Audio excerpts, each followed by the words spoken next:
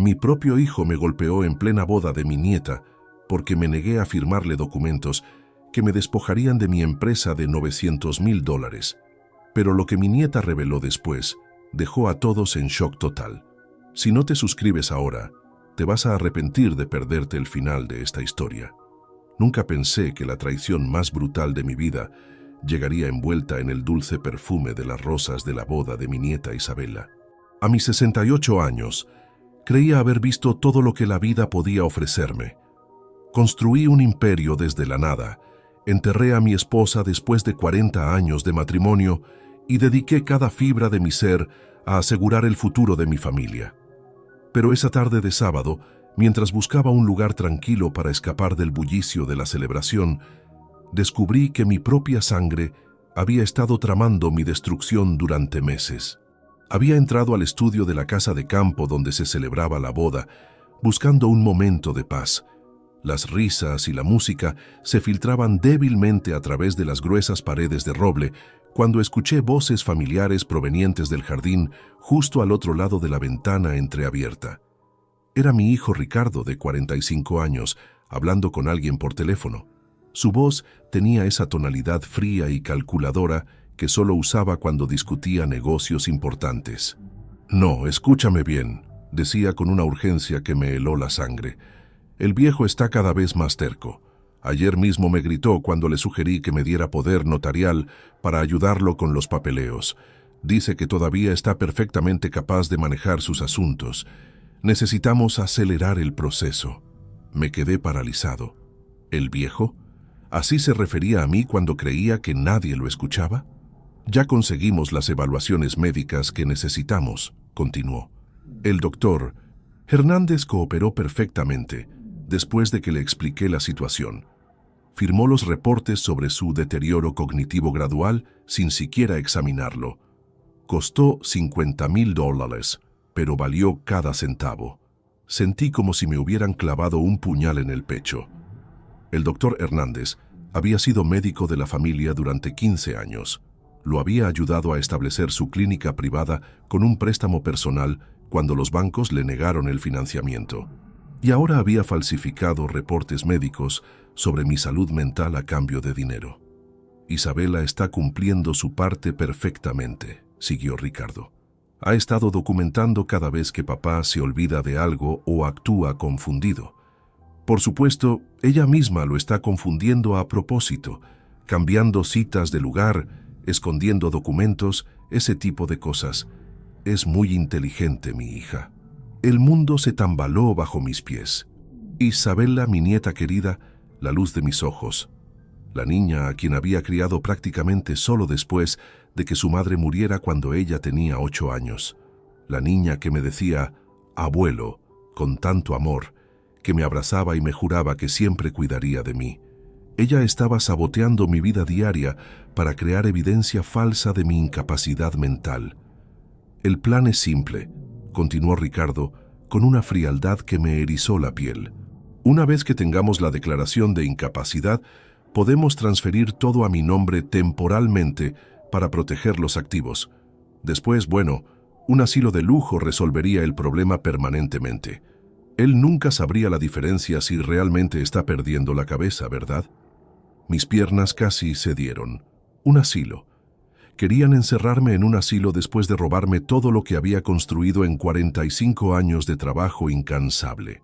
La empresa que había levantado desde un pequeño taller en el garaje de mi casa, trabajando 16 horas diarias, saltándome comidas, sacrificando mi juventud y mi salud. Todo para asegurar que mi familia nunca pasara necesidades. «¿Y si se resiste?», preguntó la voz al otro lado del teléfono. «No podrá», respondió Ricardo con una risa amarga. «Legalmente, una vez que tengamos la declaración de incapacidad, él no tiene voz ni voto. Y emocionalmente, bueno, el viejo nos ama demasiado como para luchar contra nosotros de verdad. Siempre ha sido su debilidad. Nos ama más de lo que se ama a sí mismo». En ese momento, algo se rompió dentro de mí, pero no fue mi corazón. Fue algo mucho más peligroso. Fue mi capacidad de seguir siendo el patriarca amoroso y confiado que había sido toda mi vida. En su lugar, nació algo frío, calculador, implacable. Me di cuenta de que habían cometido un error fatal. Habían subestimado completamente con quién estaban jugando. Durante los siguientes minutos, escuché mientras Ricardo detallaba cómo habían estado manipulando mi entorno durante meses, cómo Isabela había estado reportando incidentes inventados a los abogados, cómo habían contactado a varios geriátricos de lujo para cuando llegara el momento, cómo ya habían comenzado a transferir fondos menores para aprobar el proceso sin que yo lo notara. Cuando finalmente colgó el teléfono, me quedé inmóvil durante varios minutos, procesando la magnitud de la traición. No era solo el dinero, era el amor, era la confianza, era la vida entera que había dedicado a estas personas que ahora planeaban mi destrucción con la misma frialdad con que se planifica una inversión empresarial. Pero mientras salía silenciosamente del estudio, una sonrisa fría comenzó a formarse en mis labios. Habían olvidado algo crucial. Yo no había construido un imperio de $900,000 siendo ingenuo o sentimental. Había sobrevivido a recesiones, competidores despiadados, socios traicioneros y crisis que habrían destruido a hombres más débiles. Y si creían que podían superarme estratégicamente, estaban a punto de recibir la lección más brutal de sus vidas. La guerra había comenzado, y ellos ni siquiera sabían que ya habían perdido. La siguiente semana después de la boda fue una danza macabra de fingimiento. Durante el día, representaba el papel del abuelo amoroso y confiado que ellos esperaban ver. Durante las noches, me convertía en un detective implacable, documentando cada movimiento de mis propios familiares. Había comenzado mi imperio en 1979, con apenas $2,000 prestados y un sueño que parecía imposible. Recordaba vívidamente esas primeras semanas, trabajando en el diminuto garaje de la casa que compartía con mi joven esposa Carmen. Mis manos sangraban por el trabajo con metal, mis ojos ardían por las largas horas bajo luces deficientes, y mi estómago rugía porque a menudo elegía comprar materiales en lugar de comida. Carmen estaba embarazada de Ricardo entonces. Cada clavo que martillaba, cada soldadura que hacía, cada centavo que ahorraba, todo era por él, por el futuro que quería darle. Trabajaba desde las 5 de la mañana hasta las 11 de la noche, 7 días a la semana, porque creía que el sacrificio de hoy sería la abundancia de mañana para mi familia. Pero ahora, mientras revisaba discretamente los estados de cuenta bancarios en mi computadora, descubrí que Ricardo había estado haciendo retiros menores durante los últimos 8 meses, cantidades que individualmente no alarmarían a nadie. $3,500 aquí, $2,800 allá, $4,200 la semana pasada. Pero sumaban más de $47,000 que habían desaparecido de cuentas auxiliares de la empresa. El muy astuto había estado probando el sistema, tal como había mencionado en esa conversación telefónica. Estaba perfeccionando su método de robo para cuando tuviera control total. Durante esos primeros años de construcción del negocio, había rechazado ofertas tentadoras de socios que querían comprar participaciones. Mantén el control familiar, me había aconsejado mi difunta Carmen. Así siempre sabrás que tu hijo tendrá algo seguro. Cuánta ironía ahora. Esa misma decisión de mantener todo en familia había creado la oportunidad perfecta para que me despojaran de todo. El martes siguiente, Isabela vino a visitarme con su sonrisa radiante de siempre. Me abrazó con esa calidez que siempre había derretido mi corazón de abuelo, y durante un momento quise creer que todo había sido un malentendido terrible. «Abuelo, ¿trajiste los documentos del seguro que te pedí?», preguntó con esa voz dulce que conocía desde que era pequeña. «¿Cuáles documentos, mi amor?», respondí, fingiendo confusión mientras la observaba cuidadosamente.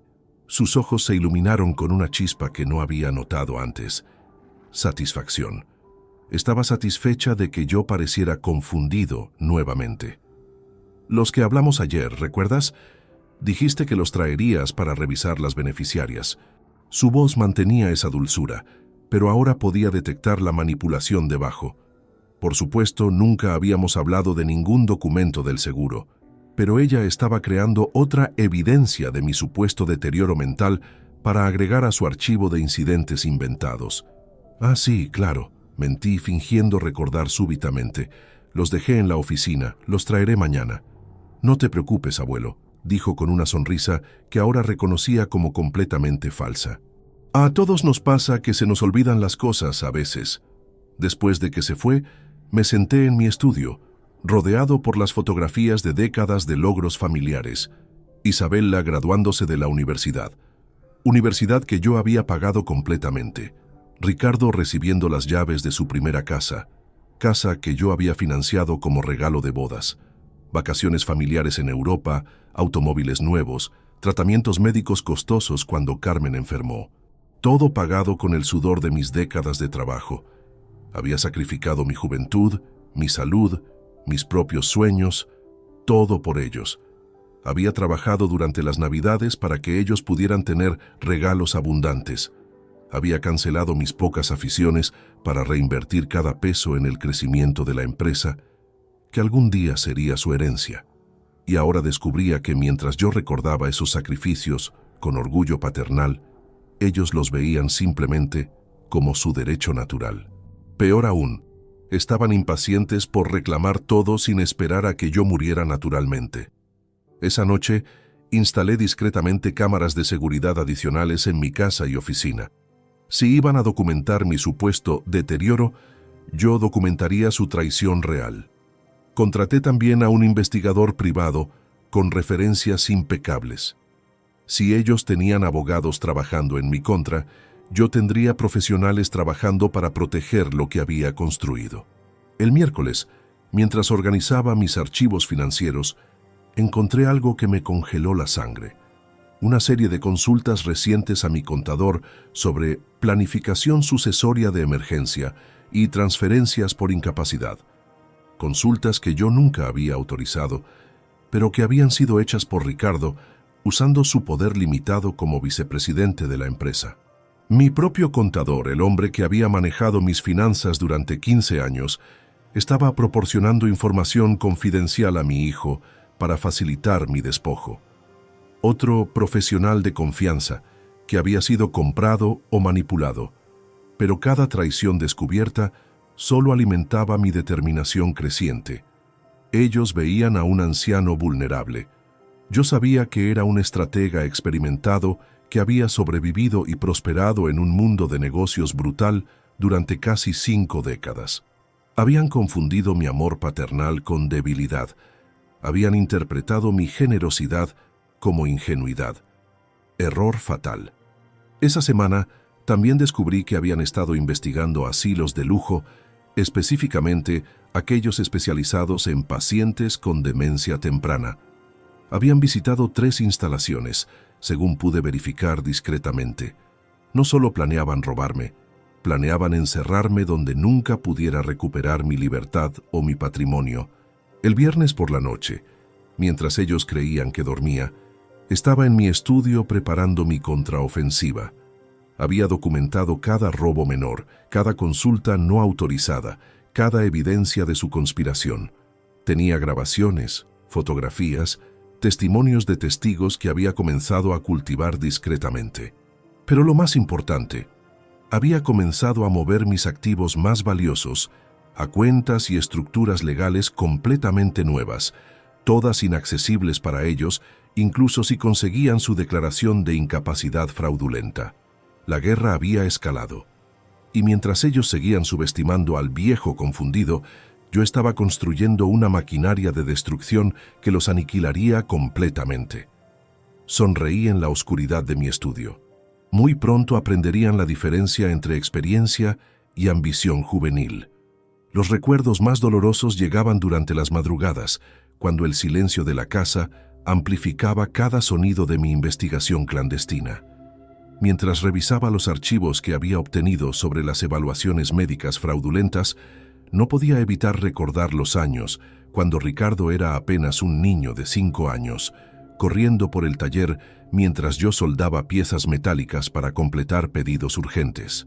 En aquellos días de 1984, Carmen había desarrollado diabetes gestacional durante su segundo embarazo, que lamentablemente terminó en pérdida. Los gastos médicos habían drenado nuestros ahorros por completo, pero yo seguía trabajando incansablemente, alimentado por la esperanza de darle a Ricardo el futuro que merecía. Recordaba claramente esas noches cuando él se quedaba dormido en una caja de cartón junto a mi banco de trabajo, porque no podíamos permitirnos una niñera. Ahora, 40 años después, sostenía en mis manos los reportes falsificados que ese mismo niño había pagado para fabricar. El doctor Hernández había redactado evaluaciones detalladas sobre mi supuesto deterioro cognitivo progresivo, describiendo síntomas que nunca había experimentado y comportamientos que nunca había exhibido. Paciente muestra signos evidentes de confusión temporal y espacial, leía en uno de los reportes. Frecuentes episodios de olvido de conversaciones recientes. Dificultad para manejar conceptos financieros complejos. Recomiendo evaluación para posible demencia senil. Cada línea era una mentira meticulosamente construida, pero redactada con la autoridad médica que la haría legalmente devastadora. Hernández había inventado fechas de consultas que nunca ocurrieron, había descrito exámenes que nunca realizó, había diagnosticado una enfermedad que no tenía. Lo más perturbador era descubrir que Isabela había proporcionado testimonios de apoyo para estos reportes. Mi propia nieta había escrito declaraciones juradas describiendo incidentes completamente ficticios, conversaciones repetitivas que nunca tuvimos, confusión sobre fechas que nunca mostré, dificultades con tareas simples que nunca experimenté.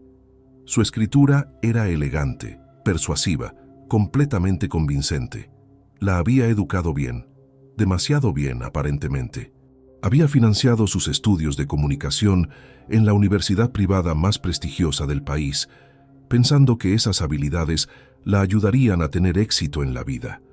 Nunca imaginé que las usaría para orquestar mi destrucción con tal sofisticación.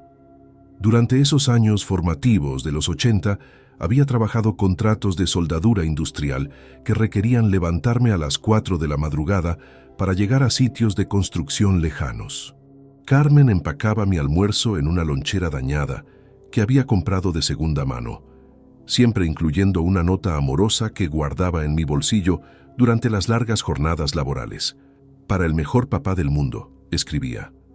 Ricardo y yo te esperamos en casa. Esas notas me daban fuerzas para soportar el calor agobiante del verano trabajando con metal caliente o el frío penetrante del invierno en sitios de construcción sin calefacción. Cada peso ganado se convertía inmediatamente en mejores alimentos para mi familia, materiales para expandir el negocio o ahorros para el futuro de Ricardo. Había sacrificado mi cuerpo literalmente por ellos. Las cicatrices en mis brazos por quemaduras de soldadura, las contracturas en mi espalda por cargar materiales pesados, la pérdida parcial de audición por años de ruido industrial, todo era el precio que pagué gustosamente por su bienestar. Y ahora, mientras examinaba las facturas médicas falsificadas, veía que Ricardo había pagado $75,000 por esta farsa médica. Dinero que había robado gradualmente de las cuentas de la empresa que yo había construido con esas mismas manos cicatrizadas que ahora temblaban de indignación. El martes siguiente, decidí probar qué tan lejos estaban dispuestos a llegar con su charada. Durante el desayuno familiar semanal, tradición que había mantenido religiosamente durante décadas, mencioné casualmente que había estado considerando reorganizar mis testamentos. La reacción fue instantánea y reveladora. Ricardo casi se atragantó con su café, mientras Isabela se puso visiblemente tensa. Sus miradas se cruzaron con una comunicación silenciosa que confirmó mis peores sospechas. ¿Por qué querrías cambiar algo, papá?, preguntó Ricardo, tratando de sonar casual, pero fallando miserablemente. Todo está perfectamente organizado como está. Bueno, respondí, observando sus expresiones cuidadosamente. He estado pensando en algunas donaciones caritativas. Tal vez destinar parte de la empresa a fundaciones educativas. Isabela prácticamente palideció. Pero abuelo, ¿no crees que deberías consultarlo con la familia primero? Es decir, Estas son decisiones muy importantes para tomarlas solo. Ahí estaba, la sugerencia sutil de que yo ya no era competente para tomar decisiones importantes sobre mi propio patrimonio. Era exactamente lo que esperaba escuchar, pero dolía de maneras que no había anticipado. Tienes razón, querida, dije con una sonrisa que ellos interpretaron como concordancia senil. Quizás debería pensarlo más, pero en realidad mi mente estaba funcionando con una claridad cristalina, calculando cada movimiento de mi contraofensiva. Esa misma tarde, transferí discretamente $200,000 a una cuenta fiduciaria completamente nueva, establecida bajo estructuras legales que los harían inaccesibles incluso con una orden judicial basada en incapacidad mental. También había comenzado a grabar todas nuestras conversaciones familiares. Cada manipulación sutil, cada intento de sembrar dudas sobre mi competencia mental, cada mentira diseñada para apoyar su narrativa fraudulenta, todo quedaba documentado con calidad profesional. El viernes, mientras revisaba las grabaciones de la semana, encontré algo particularmente revelador. En una conversación telefónica que Isabela había tenido mientras creía que yo estaba durmiendo la siesta, había discutido con alguien los próximos pasos una vez que tuvieran control legal. Una vez que esté internado podemos vender la casa inmediatamente, había dicho con una frialdad que me heló la sangre. El mercado inmobiliario está en su punto más alto en años. Deberíamos obtener al menos $850,000 por la propiedad. Mi casa, la casa donde había criado a Ricardo, donde Carmen había muerto en mis brazos, donde cada habitación contenía recuerdos de una vida dedicada a mi familia. Planeaban venderla antes de que mi cuerpo estuviera frío en el asilo. Pero cada revelación dolorosa solo fortalecía mi resolución. Habían subestimado fatalmente a quien estaban enfrentando. Creían que estaban manipulando a un anciano confundido y sentimental. En realidad, estaban despertando a un depredador empresarial que había sobrevivido décadas de competencia brutal, mediante la estrategia, la paciencia y la capacidad de ejecutar venganzas absolutamente devastadoras. Su error sería legendario. Las madrugadas de marzo me transportaban inevitablemente a 1987, cuando tenía apenas 32 años y la ambición corría por mis venas como electricidad pura. Trabajaba desde las 5 de la mañana hasta las 11 de la noche, alimentándome únicamente de café negro y la feroz determinación de construir algo grandioso para mi familia. En aquellos días brutales pero esperanzadores, mis manos eran mi único capital real. Soldaba, cortaba, ensamblaba, pintaba, todo personalmente. Cada pieza que salía de mi pequeño taller llevaba mi sudor y mi visión. Ricardo tenía 8 años entonces y solía acompañarme los sábados, organizando tornillos por tamaño mientras yo trabajaba en proyectos que determinarían nuestro futuro económico. «Papá, ¿algún día yo podré hacer esto también?», me había preguntado una tarde, sosteniendo una pequeña herramienta con la reverencia de quien contempla algo mágico. «Hijo, algún día todo esto será tuyo», le había respondido cargándolo en mis hombros para mostrarle el taller desde arriba. «Pero tendrás que ganártelo con dedicación y honestidad». Ahora, 4 décadas después, esas palabras resonaban con una ironía devastadora mientras examinaba las grabaciones más recientes que había obtenido de sus conversaciones privadas. Mi investigador había instalado dispositivos de escucha en el automóvil de Ricardo y las revelaciones eran cada vez más incriminatorias. «El problema es que el viejo todavía parece demasiado alerta cuando hay testigos», había dicho Ricardo a su esposa durante su viaje matutino al trabajo. «Necesitamos provocar situaciones donde muestre más confusión públicamente». Su esposa, que siempre había sido cordial conmigo durante las reuniones familiares, respondió con una crueldad que me sorprendió. «¿Por qué no le cambias las fechas de las citas médicas? O mejor aún, programa 2 citas el mismo día y después actúa sorprendido cuando se confunda sobre cuál era la correcta». Estos eran mis familiares planeando sabotear mi vida cotidiana para fabricar evidencia de demencia. La mujer que había abrazado en su boda, a quien había regalado un collar de perlas de $15,000 como regalo de matrimonio, Estaba sugiriendo tácticas para destruir mi reputación mental. Durante esos años de construcción empresarial, había aprendido que el éxito requiere una memoria fotográfica para los detalles y una capacidad excepcional para detectar inconsistencias. Estas habilidades, desarrolladas durante décadas de negociaciones complejas, ahora me permitían documentar meticulosamente cada aspecto de su conspiración.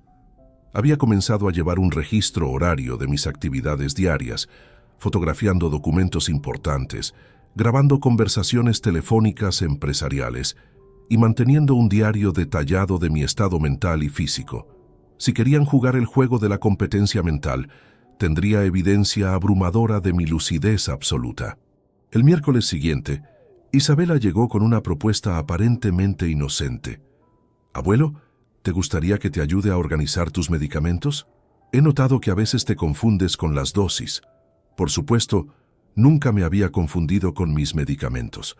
Tomaba únicamente 2 prescripciones menores para la presión arterial y había mantenido el mismo régimen durante años sin problemas. Pero ella estaba creando otra oportunidad para documentar mi supuesta incompetencia. «Eso sería muy útil, querida», respondí, fingiendo gratitud mientras activaba discretamente la grabadora en mi bolsillo. Durante la siguiente hora, la observé reorganizar deliberadamente mis medicamentos de manera confusa, cambiando etiquetas y mezclando frascos, todo mientras comentaba con preocupación fingida sobre mi olvido creciente de las instrucciones médicas. «Veo que has estado tomando estas pastillas en horarios inconsistentes», mentía descaradamente, aunque yo había mantenido un horario riguroso durante meses. «Deberíamos considerar un enfermero que te visite diariamente para asegurar que las tomes correctamente».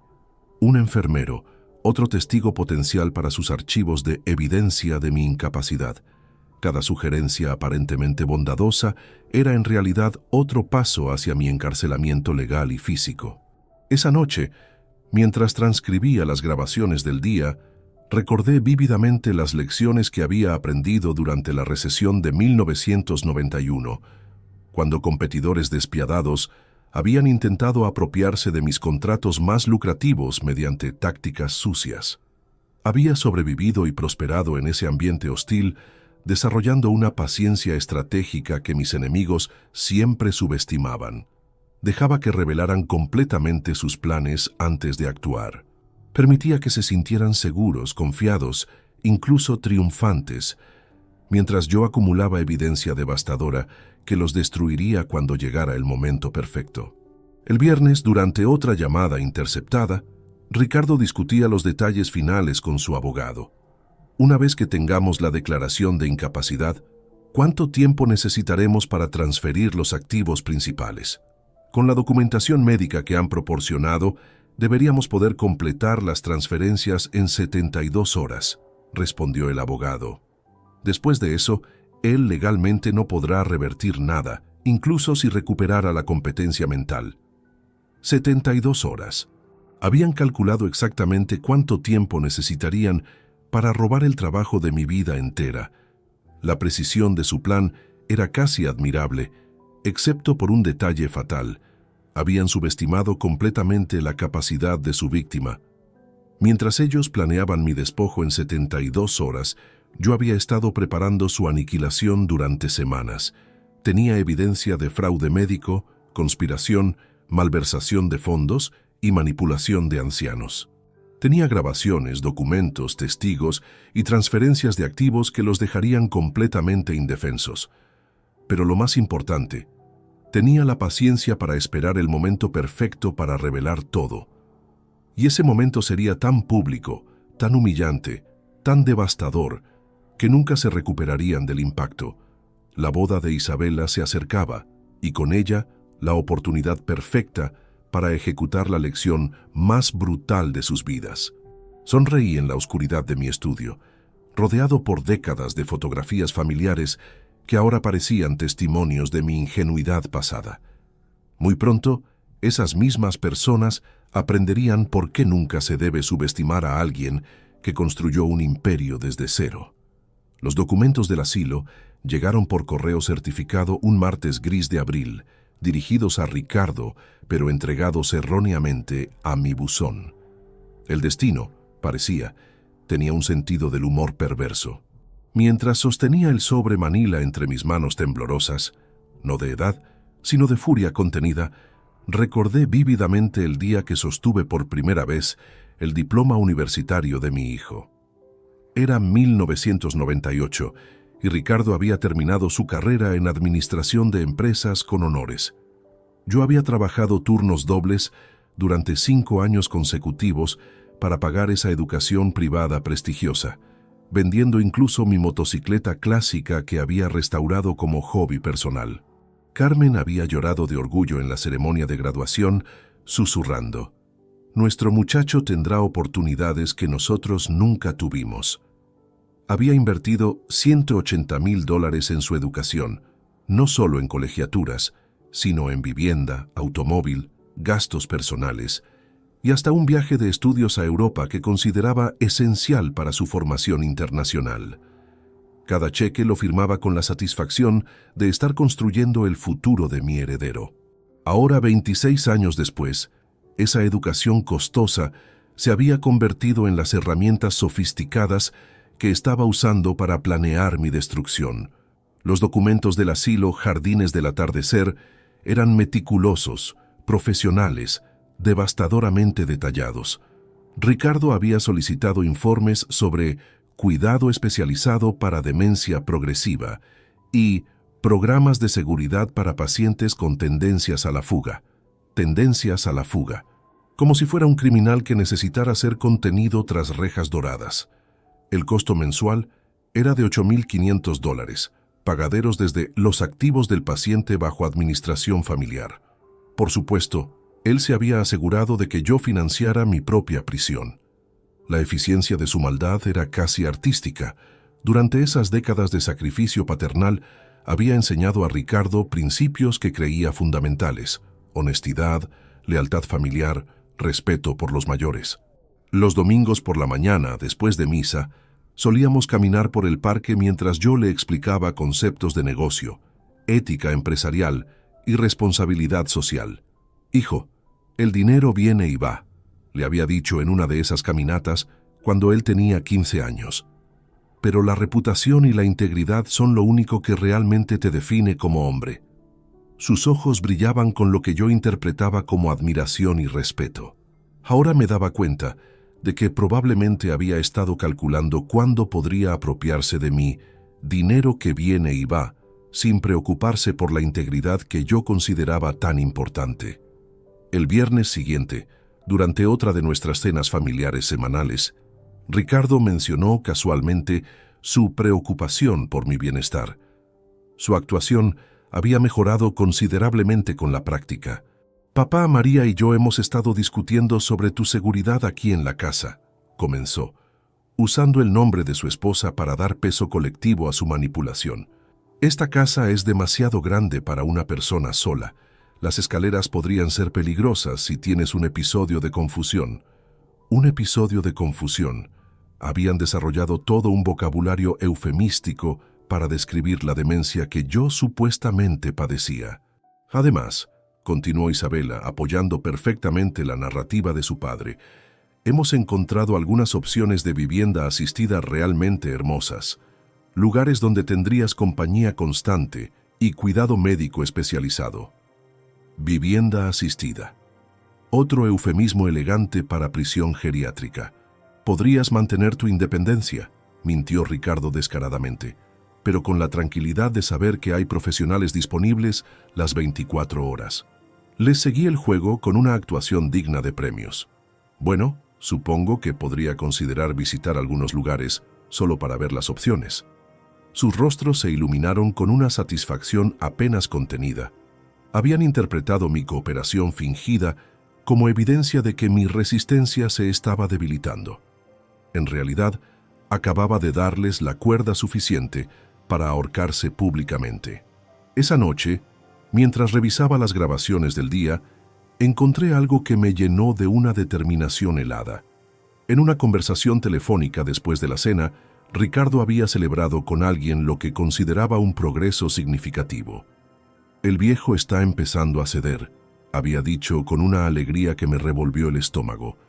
Creo que finalmente está aceptando que necesita ayuda especializada. Deberíamos poder moverlo dentro de 3 semanas. 3 semanas. Habían establecido una fecha límite para mi encarcelamiento. La precisión de su cronograma revelaba meses de planificación cuidadosa, no impulsos emocionales de preocupación familiar genuina. Durante los siguientes días, fingí considerar seriamente sus sugerencias, incluso pidiendo folletos de varios asilos que ellos habían preseleccionado. Cada folleto que revisaba en su presencia, cada pregunta que hacía sobre facilidades de cuidado, cada muestra de interés aparente, los llenaba de una confianza creciente que sería su perdición. Pero mientras ellos celebraban privadamente mi supuesta capitulación, yo estaba finalizando los aspectos más devastadores de mi contraofensiva. Había contratado a un bufete de abogados diferente, uno que se especializaba en casos de abuso de ancianos y fraude familiar, sin que ellos tuvieran la menor sospecha. También había comenzado a documentar meticulosamente mi capacidad mental y física mediante evaluaciones médicas independientes con especialistas que ellos no conocían. Tenía certificaciones neurológicas, psiquiátricas y cognitivas que demostraban inequívocamente mi competencia total, todas fechadas y notarizadas profesionalmente. El martes siguiente, Isabela llegó con contratos de poder legal limitado que supuestamente me ayudarían con asuntos administrativos menores, mientras mantenía mi autonomía principal. Por supuesto, los documentos estaban redactados de tal manera que le otorgarían control prácticamente total sobre mis finanzas una vez firmados. Es solo para cosas pequeñas, abuelo. Mentía con esa sonrisa dulce que una vez había derretido mi corazón. Pagar facturas, hacer depósitos, cosas rutinarias que no deberías tener que preocuparte de manejar. Revisé los documentos cuidadosamente, fingiendo consideración seria mientras secretamente grababa cada palabra de su explicación fraudulenta. Después de 20 minutos de análisis teatral, dije: «Déjame pensarlo durante el fin de semana, querida». Su frustración momentánea fue deliciosa de observar, aunque la ocultó rápidamente tras otra sonrisa artificial.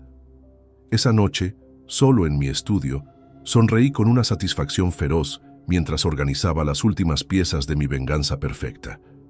Tenía evidencia de fraude médico, conspiración criminal, malversación de fondos y abuso de ancianos. Tenía grabaciones, documentos, testimonios de testigos y evaluaciones médicas que demolerían completamente su casa de mentiras. Pero lo más importante, tenía la fecha perfecta para revelar todo. La boda de Isabela estaba programada para dentro de 2 semanas y sería el escenario perfecto para la humillación más pública y devastadora de sus vidas. Habían subestimado fatalmente a su víctima. Muy pronto, descubrirían el costo real de traicionar a alguien que había sobrevivido y prosperado en un mundo despiadado durante 5 décadas. La madrugada del miércoles, encontré los documentos más incriminatorios hasta ahora. Transferencias de propiedad ya redactadas, esperando únicamente mi firma o una orden judicial de incapacidad. Estaban escondidos en el maletín de Ricardo, que había dejado accidentalmente en mi casa después de nuestra última reunión familiar. Mi investigador privado había fotografiado cada página antes de devolverlo discretamente a su lugar. Mientras examinaba esos papeles bajo la luz de mi lámpara de escritorio, mi mente viajó inevitablemente a 1992, el año que había marcado el despegue definitivo de mi empresa. Acababa de conseguir el contrato más grande de mi carrera: la fabricación de estructuras metálicas para un complejo comercial de 20 pisos. Era un proyecto de $2.3 millones que requeriría expandir mi operación, contratar 40 empleados adicionales y arriesgar todo lo que había construido hasta entonces. Carmen estaba embarazada nuevamente, nuestro segundo intento después de la pérdida devastadora de 1984. Los médicos habían recomendado reposo absoluto y cuidados especiales que costaban $3,000 mensuales adicionales. Pero yo veía ese contrato como la oportunidad de asegurar no solo nuestro presente, sino el futuro de nuestros hijos por generaciones. Trabajé 120 horas semanales durante 8 meses consecutivos para cumplir ese contrato. Dormía 4 horas por noche en un catre instalado en la oficina del taller. Mis comidas consistían en sándwiches que Carmen preparaba y que yo devoraba entre soldaduras. Perdí 18 kilos durante ese periodo, pero gané algo invaluable: la reputación que me convertiría en el fabricante de estructuras metálicas más respetado de la región. Con las ganancias de ese proyecto, había comprado la casa donde ahora vivía. La casa que, según los documentos robados, Ricardo planeaba vender por $950,000 dentro de 6 meses. La ironía era brutal. Había construido esa casa específicamente pensando en crear un hogar multigeneracional donde mis descendientes pudieran prosperar juntos. Había diseñado personalmente cada habitación, el estudio amplio, donde Ricardo podría manejar los aspectos administrativos del negocio familiar. La habitación principal en la planta baja para cuando Carmen y yo fuéramos mayores. Incluso una suite independiente para Isabela cuando decidiera mudarse con nosotros después de la universidad. Esta casa será el centro de nuestra dinastía familiar, le había dicho a Carmen mientras plantábamos el roble en el jardín frontal. Nuestros nietos jugarán bajo este árbol, y sus hijos también. Ahora ese mismo árbol, ya maduro y majestuoso, sería testigo de la subasta pública de la propiedad que había construido con tanto amor. Los documentos especificaban incluso los agentes inmobiliarios que ya habían contactado, las tasaciones preliminares que habían obtenido y los compradores potenciales que habían identificado. El jueves siguiente, durante nuestra reunión empresarial semanal, Ricardo presentó lo que llamó propuestas de modernización administrativa para la compañía. Su presentación de PowerPoint era profesional, convincente, aparentemente lógica y completamente diseñada para facilitar su futuro control total. Papá, creo que deberíamos consolidar todas las cuentas bancarias bajo un sistema de gestión centralizada, propuso con la confianza de quien cree que su víctima está completamente indefensa. Esto simplificaría enormemente los reportes fiscales y la planificación financiera. Por supuesto, esa consolidación le otorgaría acceso irrestricto a fondos que actualmente requerían mi autorización personal para cualquier movimiento significativo. También deberíamos considerar transferir la titularidad de algunos activos principales a una estructura corporativa más moderna, continuó, mostrando gráficos que hacían parecer inevitable su sugerencia. Esto nos protegería de responsabilidades legales potenciales y optimizaría nuestras obligaciones tributarias. Cada sugerencia sonaba razonable superficialmente, pero yo reconocía la estrategia. Estaba preparando el terreno legal para apropiarse de todo sin necesidad de declararme incompetente. Si conseguía que yo firmara esos cambios voluntariamente, ni siquiera necesitaría los reportes médicos fraudulentos. Son ideas interesantes, hijo, respondí con la sonrisa benévola que él esperaba ver. Déjame revisar los detalles durante el fin de semana. Su satisfacción era palpable. Creía que finalmente había encontrado la manera de obtener control sin el riesgo de un proceso legal complicado. En realidad, acababa de proporcionarme evidencia adicional de premeditación y manipulación que sería devastadora en los procedimientos judiciales que él no sabía que se aproximaban. Esa noche, mientras transcribía las grabaciones de nuestra reunión, descubrí algo que me llenó de una furia helada. En una conversación telefónica posterior con su esposa, Ricardo había celebrado lo que consideraba un triunfo estratégico. El viejo está mordiendo el anzuelo perfectamente, había dicho con una alegría que me revolvió las entrañas. Si firma estos documentos, no necesitaremos pasar por el proceso de incapacidad. Podemos tomar control inmediatamente y él nunca sabrá lo que pasó hasta que sea demasiado tarde. ¿Y si sospecha algo?, había preguntado su esposa. No lo hará, había respondido Ricardo con una arrogancia que selló su destino. Lleva meses mostrando signos de confusión. Para cuando se dé cuenta de lo que firmó, ya estaremos en control total y él estará seguramente internado. Seguramente internado. Habían progresado desde considerar el asilo como una opción hasta verlo como una certeza inevitable. Mi encarcelamiento ya no era parte de su plan, era su objetivo principal. El viernes, Isabela llegó con lo que describió como documentos de emergencia médica, que toda persona responsable debería tener preparados. Eran formularios de consentimiento para tratamientos médicos, autorización para decisiones de fin de vida y poderes hospitalarios que le otorgarían control total sobre mi cuidado médico. Es solo por precaución, abuelo, mintió con esa dulzura venenosa que había perfeccionado.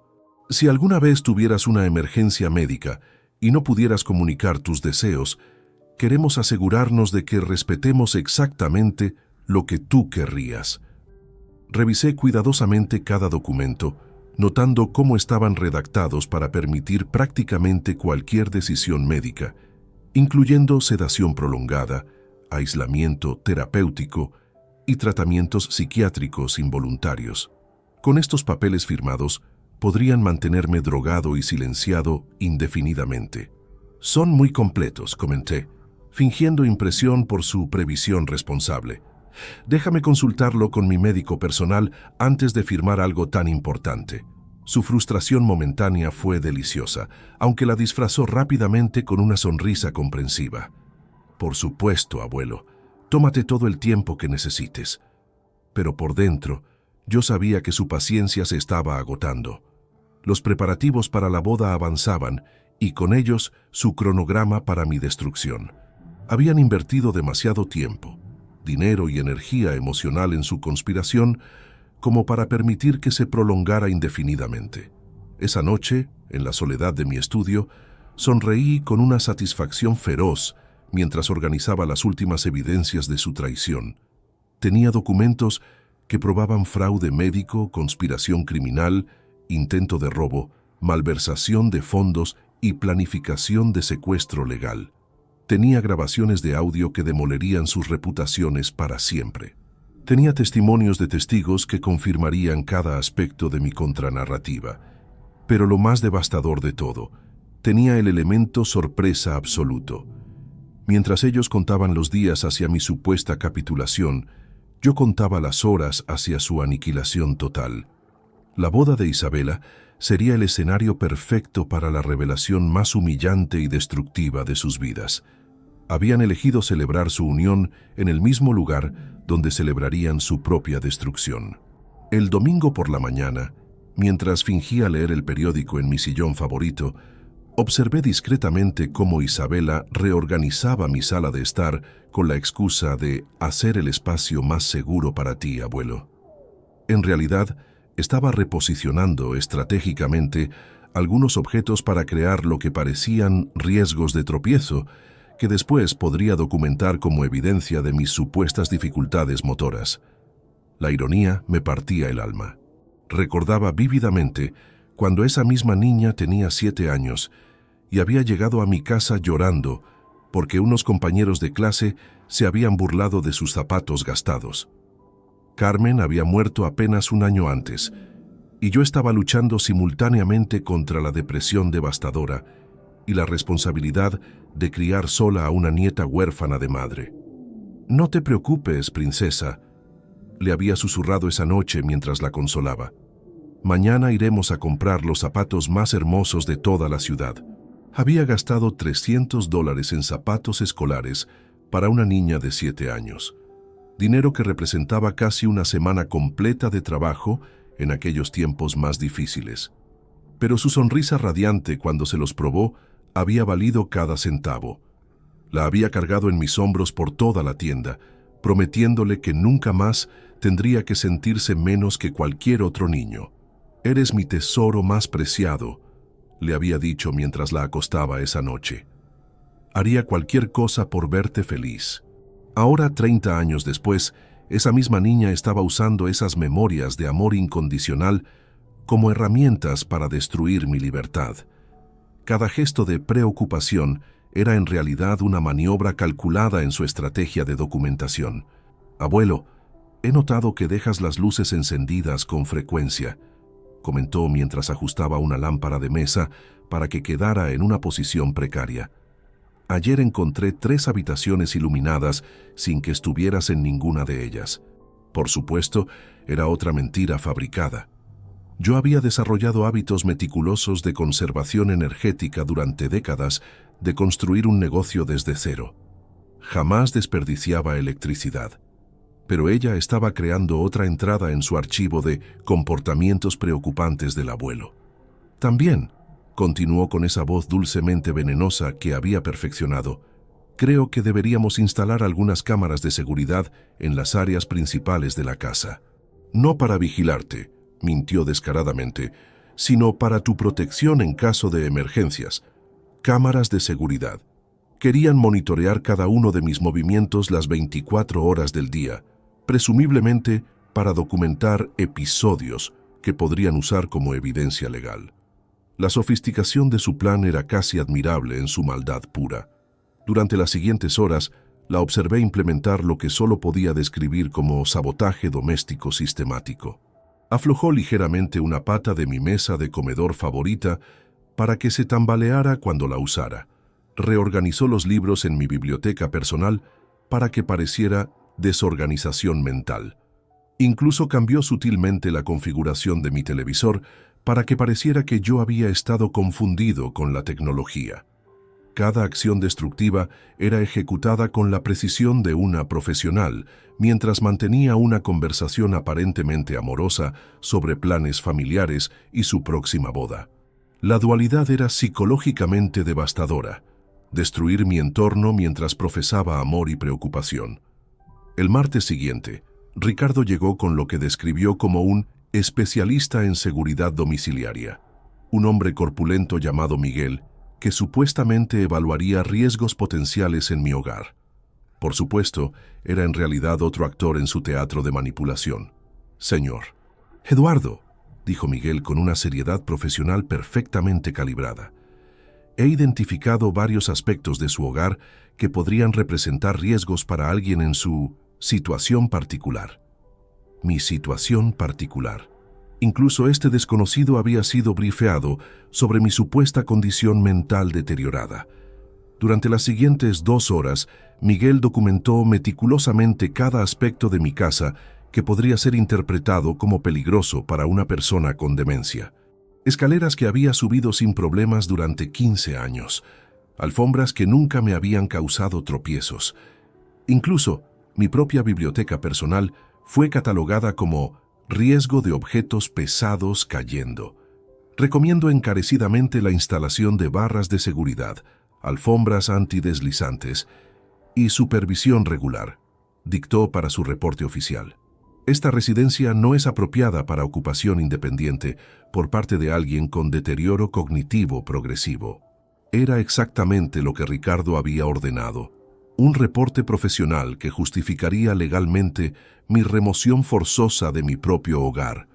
Otro documento para su arsenal de evidencias fabricadas. Esa noche, mientras revisaba las grabaciones secretas del día, encontré la conversación más reveladora hasta ahora. Después de que Miguel se fuera, Ricardo había llamado inmediatamente a su abogado para reportar los hallazgos preocupantes.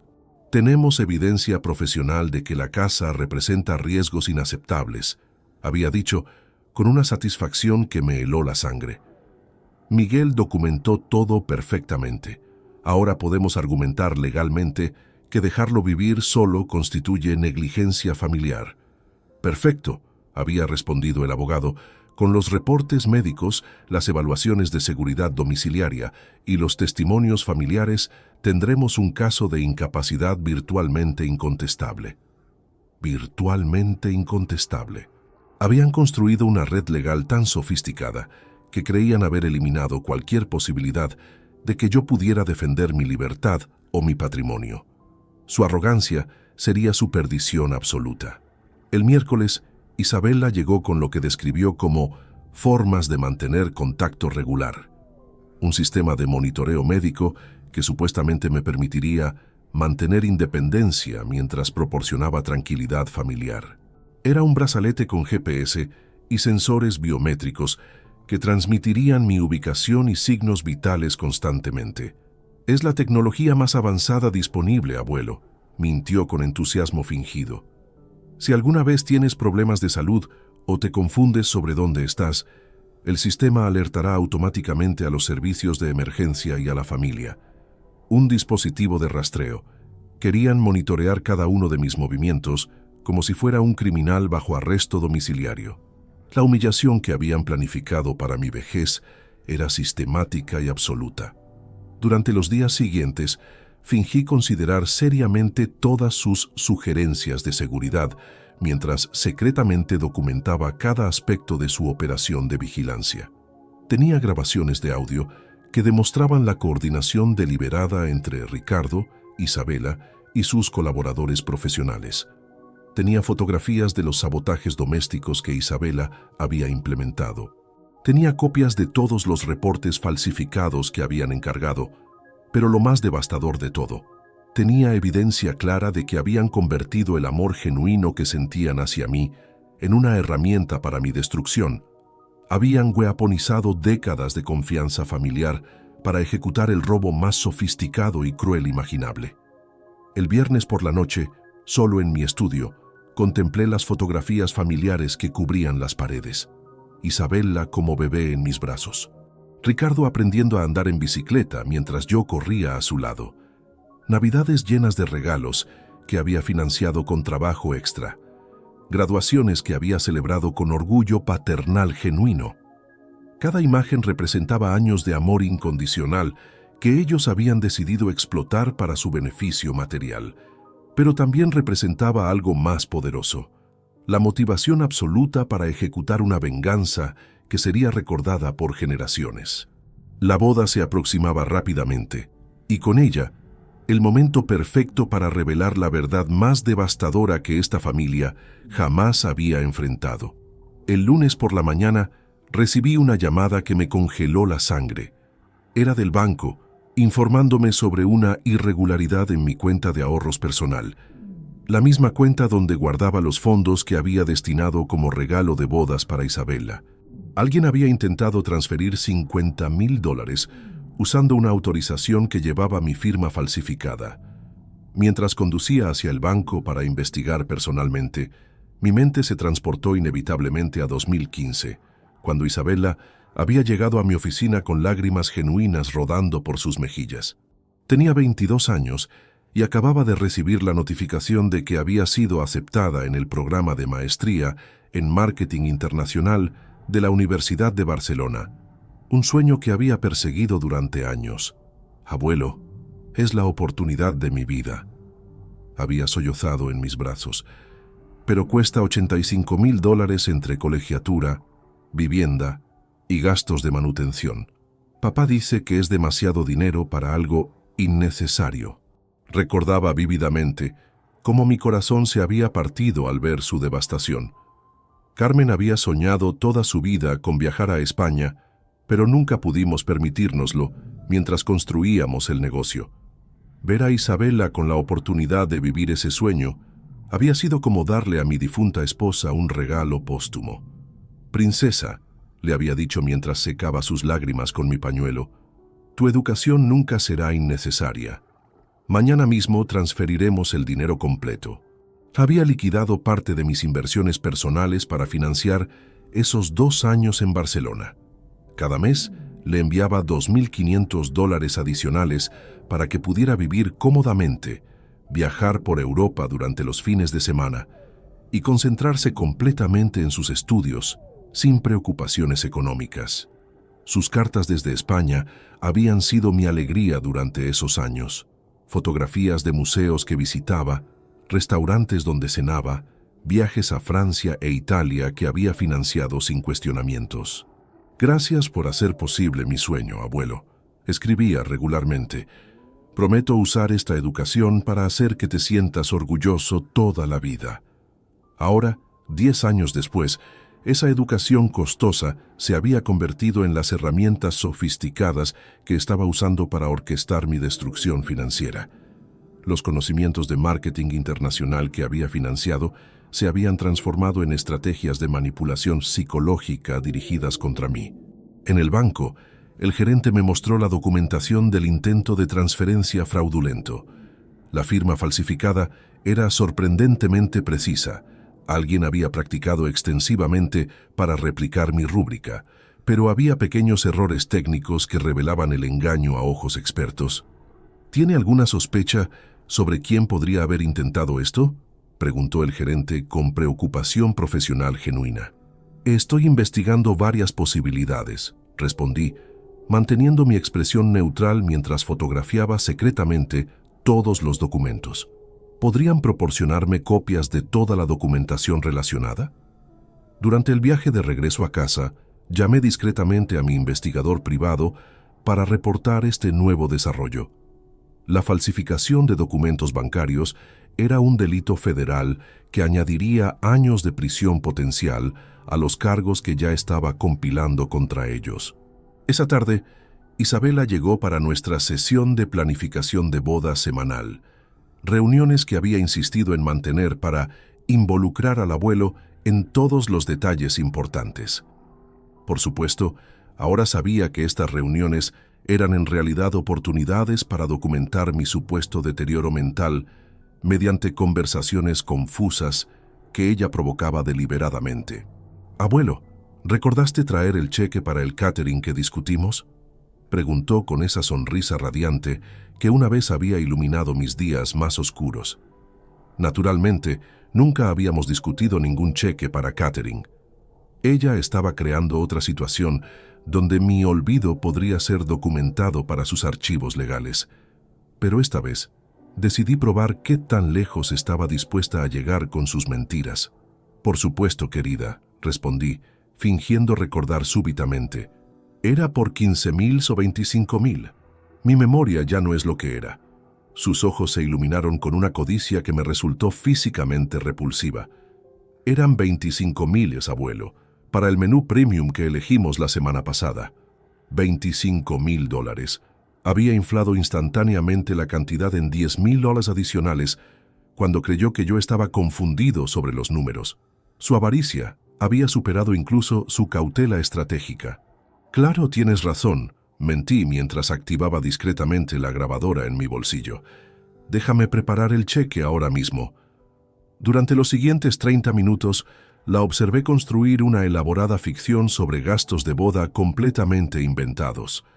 Flores adicionales que nunca habíamos discutido, música en vivo que supuestamente había aprobado, incluso una luna de miel extendida que, según ella, había prometido financiar como regalo especial. Para cuando terminó su actuación, había fabricado $73,000 en gastos ficticios que esperaba que yo pagara, basándome en conversaciones que jamás habían ocurrido. La sofisticación de su estafa era casi artística en su audacia descarada. «Isabela», dije con la voz más gentil que pude producir, «¿estás completamente segura de que discutimos todos estos detalles? Mi memoria realmente me preocupa últimamente». «Absolutamente, abuelo», mintió sin el menor titubeo. «De hecho, tengo notas de nuestras conversaciones si necesitas refrescar tu memoria». Notas.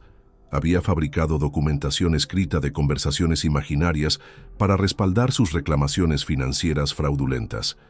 El nivel de premeditación era escalofriante.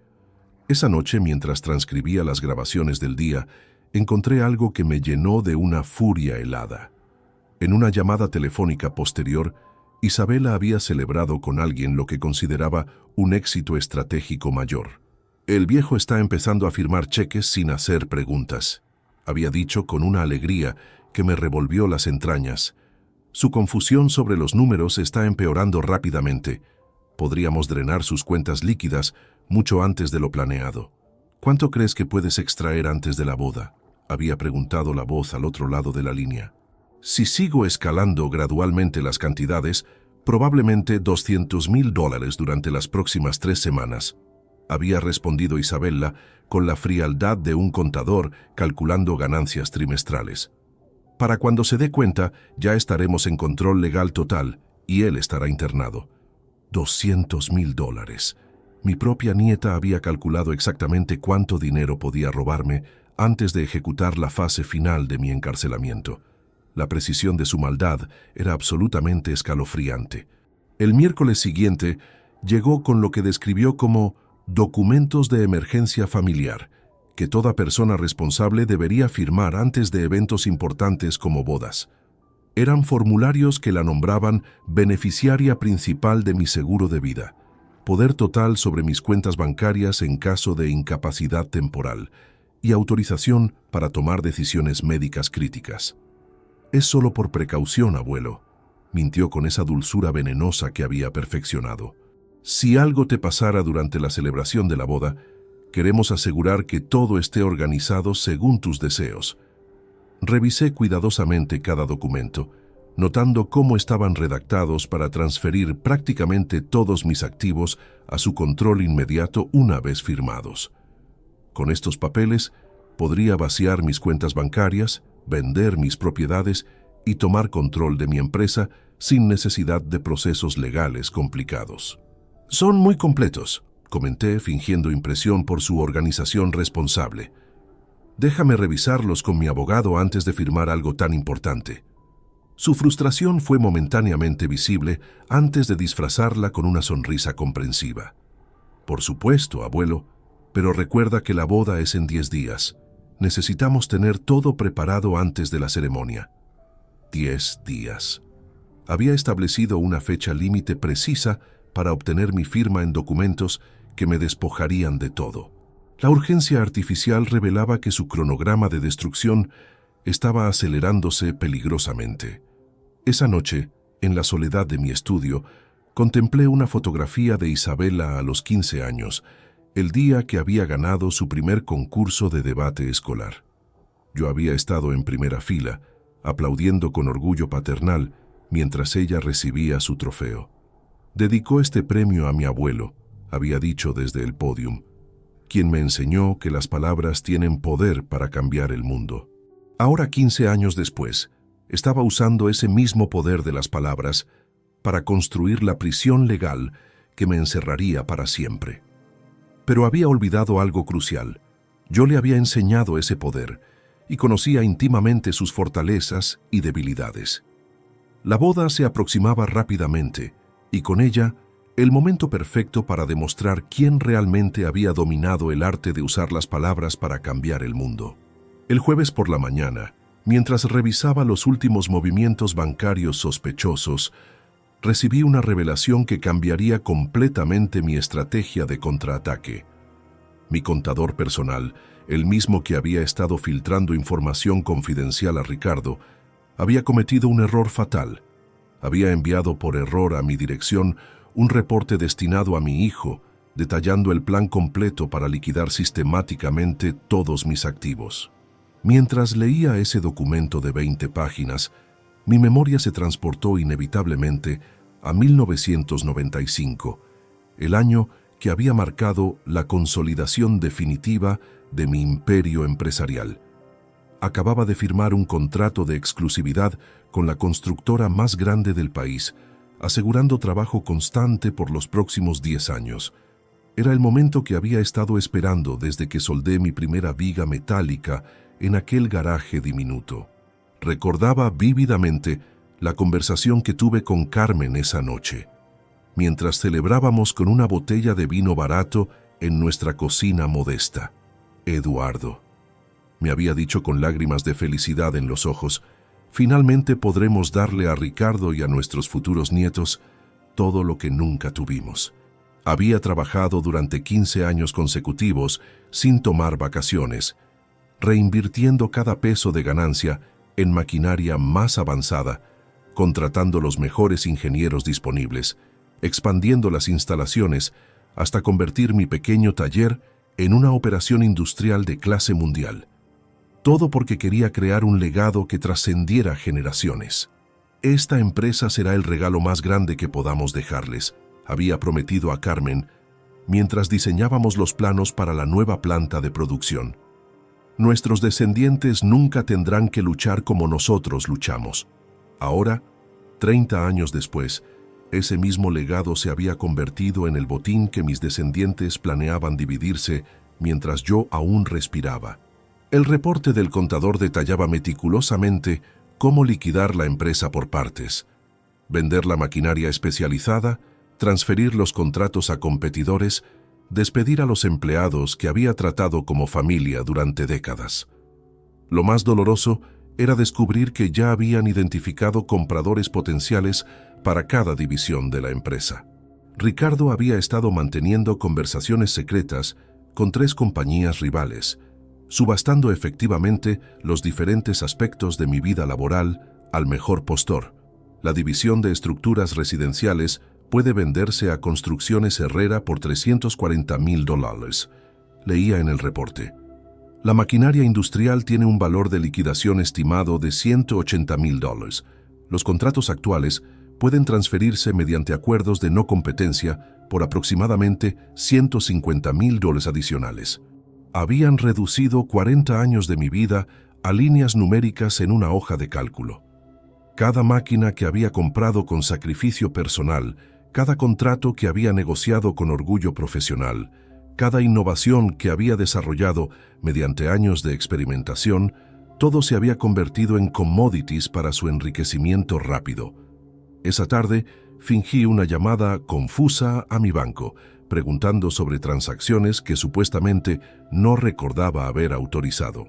Por supuesto, era una actuación diseñada para que Ricardo, quien estaba visitándome casualmente, pudiera escuchar y documentar otro episodio de mi aparente deterioro mental. «Señor García, soy Eduardo Mendoza», dije con voz ligeramente temblorosa. «Estoy revisando mi estado de cuenta y veo algunos movimientos que no recuerdo haber autorizado. ¿Podría explicarme qué significan estos números?». Ricardo se acercó inmediatamente, fingiendo preocupación paternal mientras secretamente grababa la conversación en su teléfono móvil. «Papá, ¿necesitas ayuda con esos papeles bancarios?». «Sí, hijo», respondí con la vulnerabilidad que él esperaba escuchar. «Estos números son muy confusos para mí. ¿Podrías revisarlos y explicarme qué significan?». Durante la siguiente hora, lo observé ayudarme a entender mis propias finanzas, creando deliberadamente más confusión mientras documentaba cada momento de mi supuesta incompetencia. Su actuación de hijo preocupado era Oscar-worthy, excepto por los destellos ocasionales de satisfacción que no podía ocultar completamente. «Papá, creo que deberías considerar seriamente permitir que maneje estos asuntos financieros por ti», sugirió con la suavidad de quien ofrece un favor genuino. «Es demasiado estrés para alguien en tu situación, mi situación». Incluso él había adoptado ese eufemismo condescendiente para referirse a mi supuesta demencia. Esa noche, mientras transcribía las grabaciones del día, descubrí la conversación más incriminatoria hasta ese momento. Ricardo había llamado inmediatamente a su abogado después de nuestra sesión de ayuda financiera para reportar lo que consideraba evidencia definitiva de mi incapacidad. Grabé todo perfectamente, había dicho con una excitación que me produjo náuseas. No pudo entender conceptos bancarios básicos que ha manejado durante décadas. Incluso se confundió sobre el saldo de su cuenta principal. Es exactamente lo que necesitábamos para el proceso de incapacidad. «Excelente», había respondido el abogado. «Con esta evidencia adicional podemos proceder con la petición judicial la próxima semana. Una vez que tengamos la orden de incapacidad, tendrán 72 horas para completar todas las transferencias de activos. 72 horas. El cronograma para robar mi vida entera se había acelerado a menos de 3 días una vez que obtuvieran la declaración legal que buscaban. El viernes, Isabela llegó con lo que describió como la sorpresa más especial para el abuelo más maravilloso del mundo. Era un álbum de fotografías que había preparado como regalo de agradecimiento por todo lo que había hecho por ella durante su vida. Mientras hojeaba esas páginas cuidadosamente organizadas, cada imagen era un puñal emocional dirigido directamente a mi corazón paternal. Isabela bebé en mis brazos el día que nació. Isabela de 5 años montando la bicicleta rosa que le había regalado para su cumpleaños. Isabela graduándose de preparatoria con la beca de excelencia académica que había financiado mediante tutorías privadas. Cada fotografía representa un momento en que me demostraste amor incondicional, abuelo, dijo con lágrimas que parecían completamente genuinas. Quiero que sepas cuánto significa para mí todo lo que has sacrificado por nuestra familia». Sus palabras eran perfectas, su emoción parecía auténtica, su gratitud sonaba sincera. Si no hubiera sabido la verdad sobre sus planes, habría estado conmovido hasta las lágrimas por su gesto aparentemente amoroso. «También preparé esto», continuó, entregándome un sobre elegante. «Es una carta explicando exactamente cómo me has ayudado a convertirme en la mujer que soy hoy». Abrí la carta con manos deliberadamente temblorosas, fingiendo la emotividad que ella esperaba provocar. Pero mientras leía sus palabras elocuentes sobre mi amor paternal y mis sacrificios generosos, sabía que cada línea era parte de su estrategia para desarmar mis defensas emocionales antes del golpe final. «Querido abuelo», comenzaba la carta, «no existen palabras suficientes para expresar mi gratitud por los incontables sacrificios que has hecho por mí. Tu amor ha sido la constante más hermosa de mi vida, y tu generosidad ha hecho posible cada uno de mis logros». Cada palabra estaba calculada para maximizar mi vulnerabilidad emocional. Estaba weaponizando décadas de amor genuino como preparación psicológica para el momento cuando me pediría firmar los documentos que completarían mi destrucción. Esa noche, en la soledad de mi estudio, contemplé el álbum de fotografías mientras escuchaba las grabaciones de audio que habían revelado sus planes reales. La juxtaposición era psicológicamente devastadora. Imágenes de amor paternal auténtico, acompañadas por evidencia de traición calculada. Pero en lugar de depresión, sentí una claridad cristalina sobre lo que tenía que hacer. Habían cometido el error estratégico más fatal posible. Habían subestimado completamente la capacidad de venganza de alguien que había construido un imperio mediante la supervivencia en un mundo empresarial brutal. Durante las próximas horas, finalicé los aspectos más devastadores de mi contraofensiva. Había transferido secretamente $400,000 a cuentas offshore completamente inaccesibles para ellos. Había reestructurado la propiedad de mi empresa mediante fideicomisos legales que los excluían permanentemente.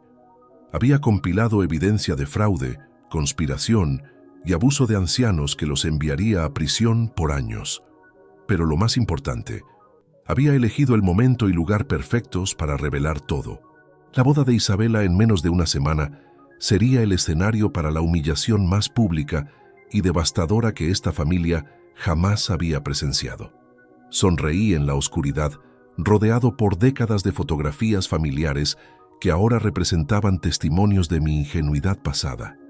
Muy pronto, esas mismas personas descubrirían el costo real de traicionar a alguien que había sobrevivido y prosperado mediante 5 décadas de competencia despiadada. La guerra estaba a punto de terminar, y yo había ganado antes de que ellos siquiera se dieran cuenta de que había comenzado. El sábado por la mañana, 5 días antes de la boda, recibí la llamada que confirmaría definitivamente la fecha de mi supuesta destrucción. Era del doctor Hernández, el médico corrupto que había falsificado mis evaluaciones, informándome sobre una cita de seguimiento urgente programada para el lunes por la mañana, cita que yo jamás había solicitado.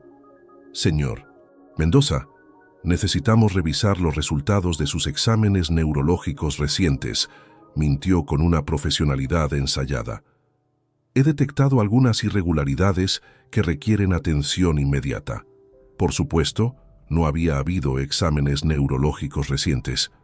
Esta era la cita donde oficialmente diagnosticaría mi incapacidad mental severa, proporcionando el documento médico final que Ricardo necesitaba para el proceso judicial del martes. El cronograma de mi aniquilación se había acelerado brutalmente.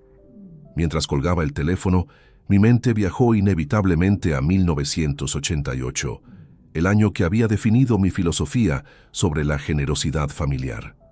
Carmen había sido diagnosticada con artritis reumatoide severa, una condición que requería tratamientos experimentales costosos no cubiertos por nuestro seguro médico básico. Recordaba vívidamente la conversación con el especialista en el Hospital San José. «Señor Mendoza, este tratamiento podría darle a su esposa décadas adicionales de vida sin dolor», había explicado el doctor. pero cuesta $45,000 anuales durante al menos 5 años. $225,000. Era prácticamente todo lo que había ahorrado durante 10 años de trabajo incansable. Pero cuando miré a Carmen, sentada en esa silla de ruedas con los ojos llenos de dolor silencioso, la decisión fue instantánea. «Doctor, comenzamos el tratamiento inmediatamente», había declarado sin titubear. «Mi esposa vale más que cualquier cantidad de dinero». Había liquidado mis inversiones personales, hipotecado la casa, incluso vendido mi automóvil y comenzado a caminar al trabajo para pagar esos tratamientos. Durante 5 años consecutivos, cada peso extra se destinaba a las medicinas de Carmen, mientras yo vestía la misma ropa gastada y comía una sola comida diaria para estirar nuestro presupuesto. Pero funcionó. Carmen vivió 15 años adicionales prácticamente sin dolor, años durante los cuales pudo ver crecer a Isabela, celebrar nuestro aniversario número 30 y acompañarme en la expansión del negocio hasta convertirlo en el imperio que ahora planeaban robarme. Eduardo, me había susurrado en su lecho de muerte en 2003, promete que siempre cuidarás de nuestra familia como me cuidaste a mí. Había cumplido esa promesa con una dedicación que ahora reconocía como fanatismo autodestructivo. Después de la muerte de Carmen, Isabela se había convertido en mi razón de vivir. Cada capricho que expresaba, cada sueño que mencionaba, cada oportunidad que se presentaba, yo la financiaba inmediatamente sin cuestionamientos. Los $85,000 para su maestría en Barcelona eran apenas el inicio. Había pagado $35,000 adicionales para que pudiera extender su estadía 6 meses después de graduarse, explorando oportunidades profesionales europeas. Había financiado su automóvil de lujo cuando regresó, su apartamento en el distrito más exclusivo de la ciudad, incluso las vacaciones anuales a destinos exóticos que compartía en redes sociales. Durante 20 años había dicho sí a cada solicitud financiera, sin importar el costo personal. Cuando Isabela quería algo, yo encontraba la manera de proporcionárselo, incluso si significaba trabajar horas extra o posponer mis propios gastos básicos. Ahora, mientras organizaba los documentos finales de mi contraofensiva, calculé que había invertido más de $750,000 en la educación, comodidades y caprichos de Isabela durante su vida adulta. $750,000 que había entregado gustosamente, movido por un amor paternal que ella había decidido explotar para mi destrucción. El domingo por la tarde, Ricardo llegó para lo que describió como nuestra última charla seria antes de que todo cambie. Su elección de palabras fue proféticamente correcta, aunque no de la manera que él anticipaba.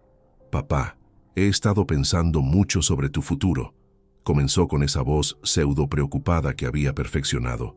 «Creo que ha llegado el momento de tomar decisiones difíciles pero necesarias sobre tu cuidado». Me senté en mi sillón favorito, fingiendo la fragilidad que él esperaba ver, mientras secretamente activaba 3 grabadoras diferentes estratégicamente posicionadas alrededor de la habitación. Esta conversación sería preservada con calidad profesional para los procedimientos judiciales que él no sabía que se aproximaban. «Durante los últimos meses, tu confusión ha empeorado significativamente», mintió con una sinceridad ensayada. «Olvidas conversaciones que tuvimos hace días. Te confundes sobre fechas importantes. Incluso has tenido problemas manejando conceptos financieros que antes entendías perfectamente». Cada síntoma que describía era una mentira fabricada, pero redactada con la precisión de alguien que había estudiado cuidadosamente los criterios médicos para demencia senil. Su actuación era tan convincente que por un momento casi dudé de mi propia cordura. «El doctor Hernández confirmó nuestras preocupaciones durante tu evaluación de la semana pasada», continuó, refiriéndose a una evaluación que jamás había ocurrido. «Dice que tu deterioro cognitivo está progresando más rápidamente de lo esperado. ¿Qué recomienda el doctor?», pregunté con la voz temblorosa de un anciano genuinamente preocupado por su salud mental. «Cuidado especializado inmediato», respondió Ricardo entregándome un folleto elegante del asilo que había preseleccionado. He visitado este lugar personalmente, papá. Es hermoso, profesional, y está específicamente diseñado para personas en tu condición. Revisé el folleto cuidadosamente, fingiendo considerar seriamente la opción de encarcelarme voluntariamente. Las fotografías mostraban instalaciones lujosas, jardines paisajísticos y habitaciones privadas que parecían suites de hotel.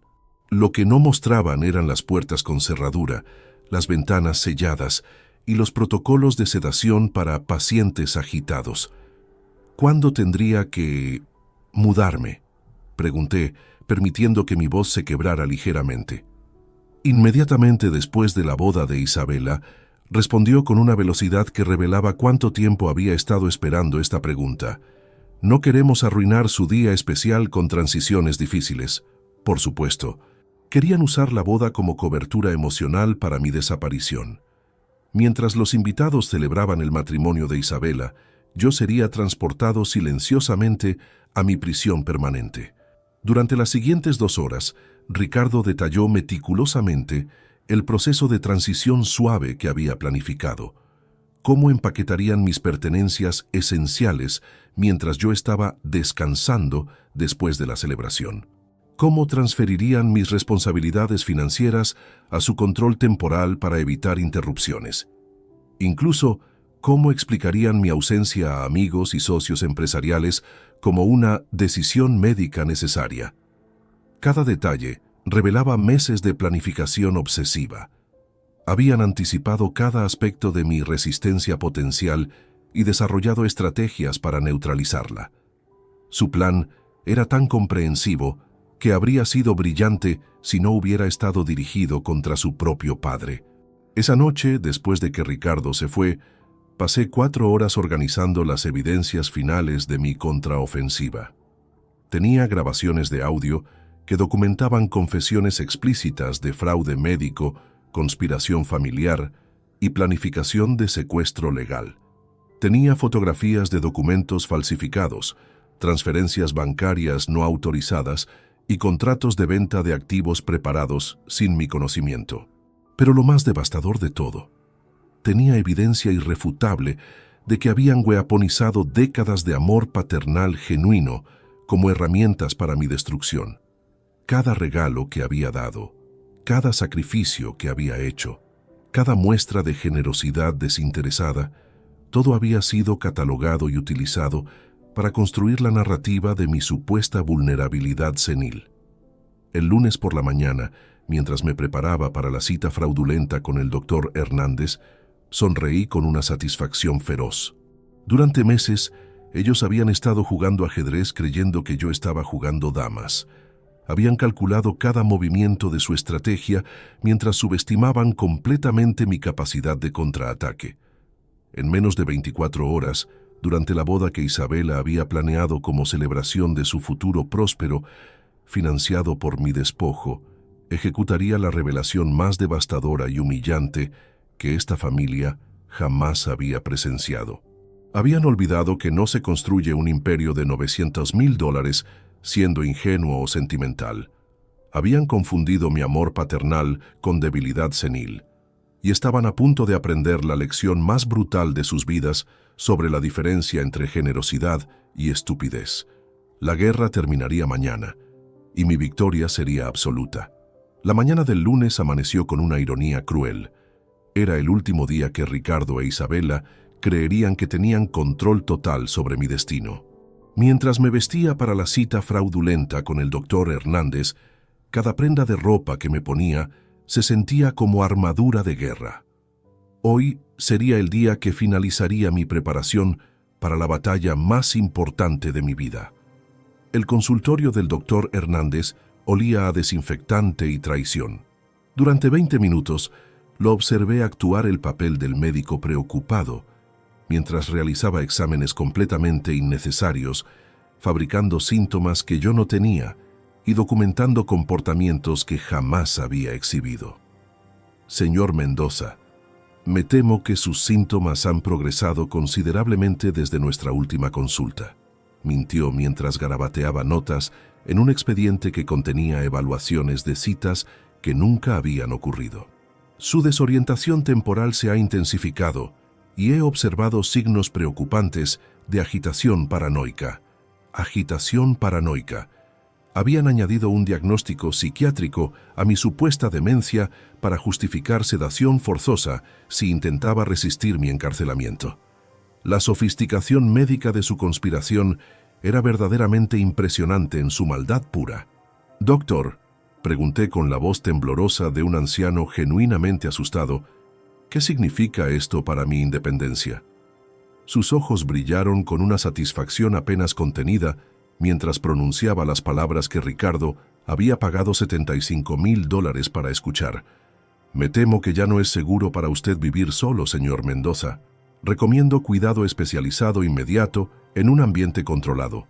Firmó los documentos de incapacidad mental con una flourish teatral, sellando oficialmente mi supuesta incompetencia. Pero mientras lo hacía, yo activé discretamente la grabadora de audio de alta definición que llevaba oculta en mi chaqueta. Cada palabra de su diagnóstico fraudulento quedaría preservada para los fiscales federales que ya habían comenzado a investigar sus prácticas médicas corruptas. Durante el viaje de regreso a casa, llamé a mi investigador privado para confirmar que todos los elementos finales de mi contraofensiva estaban en posición. Las autoridades federales habían sido discretamente informadas sobre el fraude médico. Los medios de comunicación tenían copias de las evidencias más explosivas, programadas para publicación inmediatamente después de mi revelación pública. Incluso había contactado a varios de los invitados más prominentes de la boda para asegurar que la audiencia fuera lo más devastadoramente amplia posible. Esa tarde, Isabela llegó radiante con emoción prematrimonial, llevando el vestido de novia para una sesión de fotografías familiares íntimas que quería realizar antes de la ceremonia del día siguiente. Su belleza era indiscutible, su alegría parecía genuina, su amor aparente por mí se sentía auténtico, todo lo cual hacía su traición aún más psicológicamente devastadora. «Abuelo, quería tener algunas fotografías especiales contigo antes de la boda», dijo mientras organizaba el equipo fotográfico profesional que había traído. «Estas imágenes representarán el amor que hemos compartido durante toda mi vida». Me senté en mi sillón favorito, fingiendo la emoción paternal que ella esperaba, mientras secretamente documentaba cada momento de esta sesión fotográfica final. Estas serían las últimas imágenes de nuestra relación antes de que descubriera quién era yo realmente cuando me subestimaban. También, continuó con esa dulzura venenosa que había perfeccionado, traje los documentos finales que necesitamos firmar antes de mañana. Solo formalidades legales para asegurar que todo esté perfectamente organizado para mi nueva vida de casada. Los documentos eran los más audaces hasta ahora. Transferencia completa de mi empresa a un fideicomiso controlado por ella. Poder total sobre todas mis cuentas bancarias. Autorización para vender mi casa inmediatamente después de mi transición al cuidado especializado e incluso permisos para tomar decisiones médicas sobre tratamientos de fin de vida. «Isabela», dije mientras revisaba cuidadosamente cada página, «estos documentos son muy extensos. ¿Estás segura de que necesitamos firmar todo esto antes de tu boda?» «Absolutamente, abuelo», respondió sin el menor titubeo en su voz. «Mi abogado matrimonial insiste en que todos los activos familiares estén claramente definidos antes de la ceremonia. Es para proteger tanto mis intereses como los tuyos». Proteger mis intereses. Estaba usando terminología legal para disfrazar el robo más audaz que había presenciado en 5 décadas de mundo empresarial brutal. Durante las siguientes 2 horas, la observé implementar lo que solo podía describir como manipulación emocional de nivel maestro. Cada fotografía que tomábamos era acompañada por recuerdos aparentemente espontáneos de momentos significativos de nuestra relación. Cada abrazo era calculado para desarmar mis defensas racionales. Cada lágrima de gratitud estaba diseñada para hacerme firmar documentos que completarían mi destrucción total. Recuerdo cuando tenía 8 años y me llevaste a comprar mi primer vestido elegante, susurró mientras posábamos para otra fotografía. Gastaste $200 que no tenías porque querías que me sintiera como una princesa. Recordaba ese día vívidamente.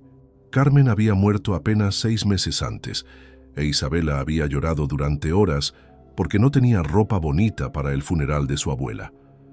Había vaciado mi cuenta de ahorros personal para comprarle ese vestido negro con encajes blancos, junto con zapatos de charol y un abrigo de terciopelo. Ese día me enseñaste que el amor verdadero significa sacrificar todo por las personas que más importan. Continuó, usando mis propias lecciones de vida como armas psicológicas contra mí. Por eso sé que entiendes lo importante que es firmar estos documentos para proteger nuestro futuro familiar. Cada palabra estaba calculada para weaponizar décadas de amor paternal genuino. Estaba convirtiendo mi historia completa de generosidad desinteresada en justificación para mi despojo final. Después de 3 horas de manipulación psicológica intensiva, finalmente fingí capitular emocionalmente. «Está bien, princesa», dije con la voz quebrada de un abuelo completamente derrotado. «Sí, ¿crees que esto es lo mejor para la familia? Firmaré todo mañana después de tu ceremonia». Su alivio y satisfacción fueron tan intensos que casi irradiaban calor físico. Había conseguido lo que creía era mi rendición total, mi aceptación completa de mi propia destrucción por amor familiar. «Gracias, abuelo», susurró mientras me abrazaba con lo que interpreté como gratitud genuina, mezclada con triunfo calculado. «Prometo que siempre cuidaré de ti, sin importar lo que pase». Esa noche, después de que Isabela se fue, me senté en mi estudio rodeado por 40 años de fotografías familiares que ahora parecían evidencia de mi propia ingenuidad sistemática. Pero en lugar de depresión, sentí una claridad cristalina sobre lo que tenía que hacer en las próximas 24 horas. Había pasado la última llamada telefónica revisando cada detalle de mi plan con el equipo legal que había contratado secretamente. Los fiscales federales estarían presentes discretamente en la boda, listos para ejecutar órdenes de arresto inmediatamente después de mi revelación pública. Los medios de comunicación tenían copias de todas las evidencias, programadas para transmisión en vivo durante la recepción. Incluso había coordinado con varios invitados prominentes para asegurar que la audiencia incluyera personas influyentes que amplificarían el impacto social de la revelación. Pero lo más importante, había preparado la revelación más devastadora imaginable para el momento perfecto durante la celebración. No sería simplemente una exposición de su conspiración, sería una demostración pública absoluta de la diferencia entre experiencia genuina y ambición juvenil mal calculada. Sonreí en la oscuridad de mi estudio mientras contemplaba la fotografía de Carmen en nuestra boda hace 45 años.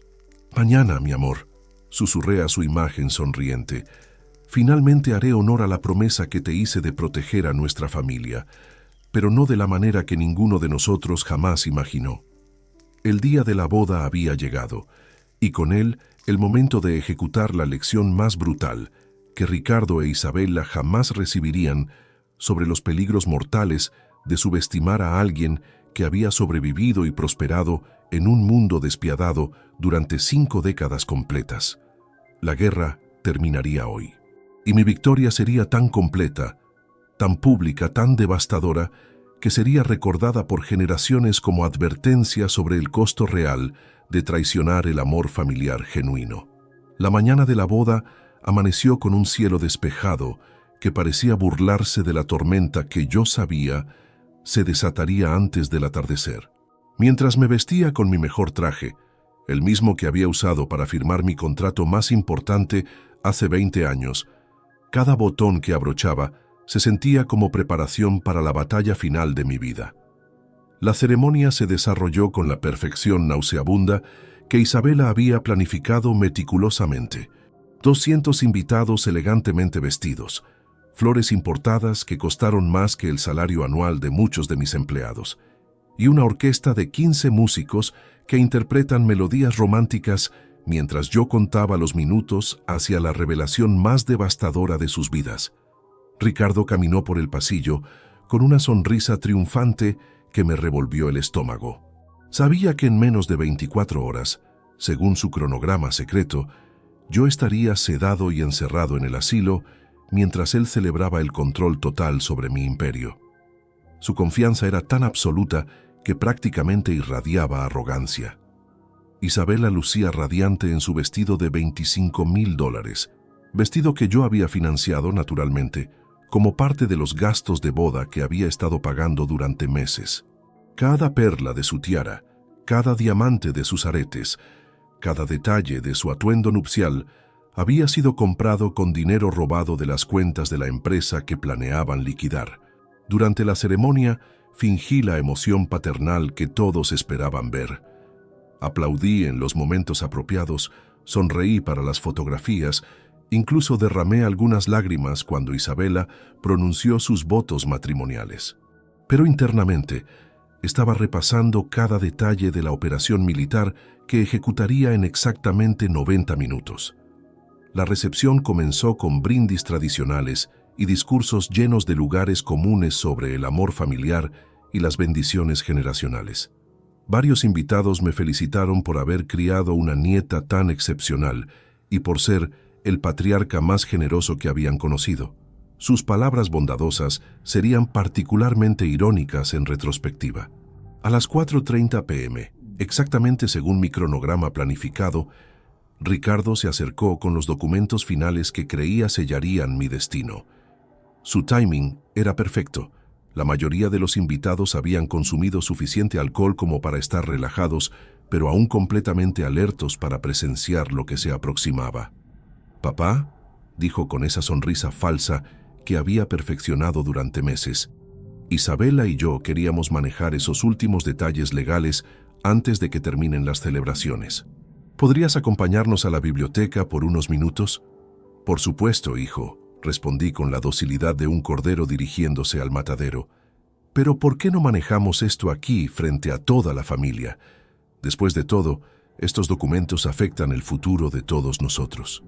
Su expresión cambió momentáneamente, una microexpresión de pánico que fue reemplazada inmediatamente por una sonrisa más amplia.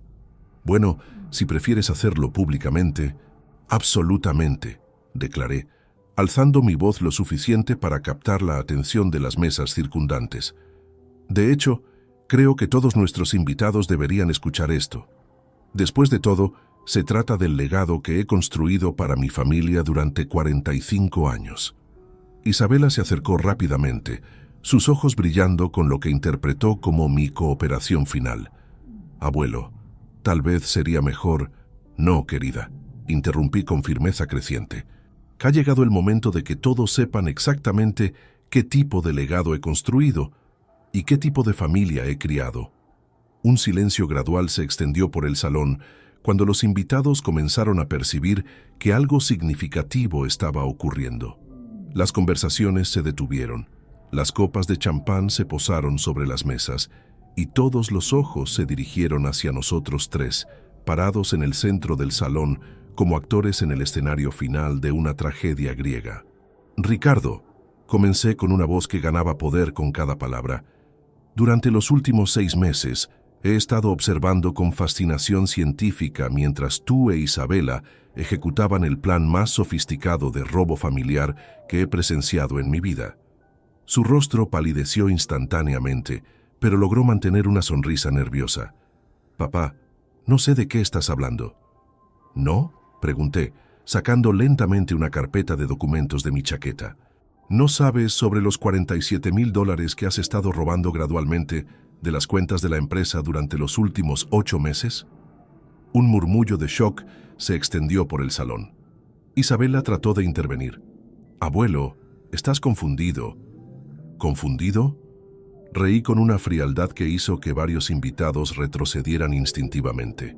Como cuando Isabela cambió deliberadamente las fechas de mis citas médicas para crear evidencia falsa de mi supuesta demencia. O cuando tú, Ricardo, pagaste $75,000 al doctor Hernández para que falsificara reportes médicos sobre mi incapacidad mental. El silencio en el salón se volvió sepulcral. Pude ver las expresiones de los invitados transformándose de confusión a horror mientras comenzaban a comprender la magnitud de lo que estaba revelando. «Durante 6 meses», continué, mi voz ahora proyectándose claramente por todo el salón.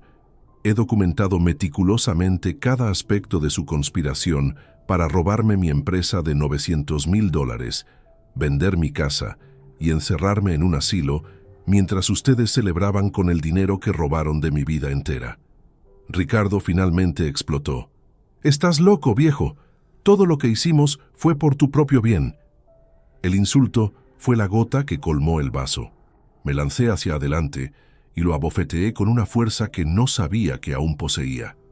«No me llames loco, parásito ingrato». Él perdió completamente el control, empujándome violentamente hacia atrás mientras gritaba: «Firma esos malditos documentos ahora mismo, o te haré internar por la fuerza». Gritos de horror llenaron el salón cuando varios invitados presenciaron a un hombre de 45 años atacando físicamente a su padre de 68 años en plena boda de su hija. Teléfonos celulares aparecieron instantáneamente, grabando cada segundo de su colapso público. Pero entonces Isabela hizo algo que ni yo había anticipado. Con lágrimas corriendo por su rostro, gritó con una desesperación que silenciaría el salón entero: «¡Basta! No puedo seguir con esta mentira». Se dirigió al centro del salón, su vestido de novia manchado por las lágrimas, y declaró con una voz que tembló pero nunca se quebró: «Abuelo tiene razón sobre todo, pero hay algo que él no sabe, algo que nadie sabe». Miró directamente a Ricardo con una furia que nunca había visto en sus ojos. «Papá, cuéntales a todos por qué realmente necesitabas el dinero del abuelo. Cuéntales sobre los $340,000 que robaste de la empresa durante los últimos 3 años. Cuéntales sobre tus deudas de juego. Cuéntales sobre los prestamistas que amenazaron con matarte si no pagabas antes de fin de año». El salón explotó en caos total. Ricardo se tambaleó como si hubiera recibido un golpe físico, mientras Isabela continuó su confesión devastadora. Él me chantajeó para participar en este plan. Me dijo que si no lo ayudaba a conseguir el dinero del abuelo, perdería la casa familiar, la empresa, todo. Me amenazó con arruinar mi boda, mi futuro, mi vida entera. Se dirigió hacia mí con los brazos extendidos. «Abuelo, perdóname. He estado documentando todo para protegerte, no para destruirte. Tengo grabaciones de cada amenaza que papá me hizo, evidencia de cada dólar que robó, pruebas de su adicción al juego que ha estado ocultando durante años». En ese momento, los agentes federales que habían estado esperando discretamente entre los invitados se acercaron con órdenes de arresto. Ricardo, completamente derrotado y expuesto públicamente, no ofreció resistencia cuando le pusieron las esposas. Mientras los periodistas llegaban para cubrir lo que rápidamente se convertiría en el escándalo familiar más documentado del año, abracé a Isabela, quien lloró en mis brazos como la niña asustada que había sido durante todo este ordeal. «Abuelo», susurró entre sollozos, «siento haberte hecho creer que te había traicionado, pero era la única manera de obtener evidencia suficiente para protegerte de él». Miré alrededor del salón, donde 200 invitados presenciaban la destrucción total de Ricardo, social, legal, financiera y familiar. Su reputación estaba arruinada para siempre, sus amistades empresariales terminadas, su futuro reducido a años de prisión federal.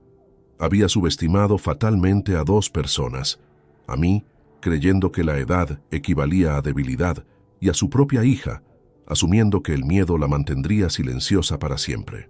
Mientras los medios documentaban su arresto y su empresa de transporte lo llevaba hacia una celda federal, sonreí con una satisfacción que había estado esperando durante 6 meses de tortura psicológica. La lección había sido enseñada, la justicia había sido servida, y el legado familiar había sido preservado exactamente como lo había prometido a Carmen décadas atrás. Nunca subestimen a alguien que construyó un imperio desde cero. Y nunca olviden que la experiencia real siempre triunfa sobre la ambición mal calculada.